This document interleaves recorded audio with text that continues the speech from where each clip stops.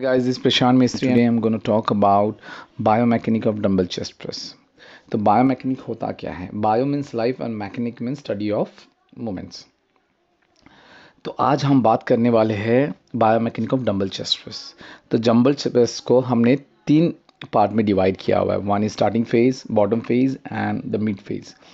तो starting phase में आप देखोगे फोर्स वेक्टर जो है वो सीधा आपके शोल्डर जॉइंट पे जा रहा है और there is no moment arm, और मोमेंट आर्म नहीं होने की वजह से आपका कंप्रेशन फोर्स और शेयर फोर्स एक्ट कर रहा है ज़्यादा। जैसे ही आप बॉटम फेज पे आते हो, बॉटम फेज में देखोगे इसे हम हार्ड फेज भी बोलते हैं, क्योंकि यहाँ आपका जो चेस्ट मसल्स है काफ़ी कॉन्ट्रैक्शन में होता है, क्योंकि आपका जो फोर्स वेक्टर जो है वो नीचे आता है और एक मोमेंट आर्म हम क्रिएट करते हैं बिटवीन शोल्डर जॉइंट और एक परपेंडिकुलर लाइन ड्रॉ करते हैं, उसे इमेजिनरी लाइन बोलते हैं, और जहाँ सीधा वो ऐड हो जाता है, अटैच हो जाता है आपके लाइन ऑफ फोर्स को। तो इसकी वजह से हमें पता चलता है कि हमारा मोमेंट आर्म कितना बड़ा है। जितना ज़्यादा मोमेंट आर्म बड़ा होगा उतना ही आपके शोल्डर जॉइंट पे स्ट्रेस ज़्यादा होगा। जैसे ही आप मिड वे में जाते हो, मिड वे में जनरली आप देखो 60 to 70 डिग्री पे आपका जो कंप्रेशन फोर्स है वो बढ़ते जाता है और जो मसल का कॉन्ट्रैक्शन होता है वो कम होते जाता है।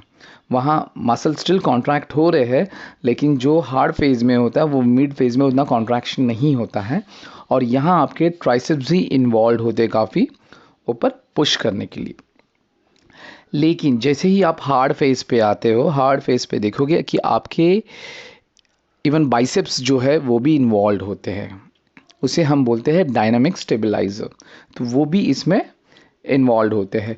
लेकिन जैसे ही आपका जो एल्बो है वो फ्लेक्स होता है टूवर्ड्स चेस्ट, तो वहाँ वापस आप देखोगे कि एक जो मोमेंट आर्म है, जो लाइन ऑफ फोर्स से अटैच हो रहा है मोमेंट आर्म, वो जो है वो काफ़ी बड़ा है, और शोल्डर जॉइंट और जो लाइन ऑफ फोर्स देखोगे उससे जो जॉइंट हो रहा है वो काफ़ी कम है। तो यहाँ आपका बाइसेप्स इवन ट्राइसेप्स है वो भी इन्वॉल्व हो रहा है, लेकिन आपका जो चेस्ट मसल्स है वो ज़्यादा इन्वॉल्व नहीं होता है। इसलिए जब भी आप ट्रेनिंग करते हो तो आपका जो एल्बो है वर्टिकली होना चाहिए, means perpendicular to your shoulder joint, और उसके वजह से ही आप अपने जो चेस्ट मसल्स है उसको प्रॉपर्ली कॉन्ट्रैक्ट कर पाओगे और उस मसल को प्रॉपर्ली इन्वॉल्व कर पाओगे।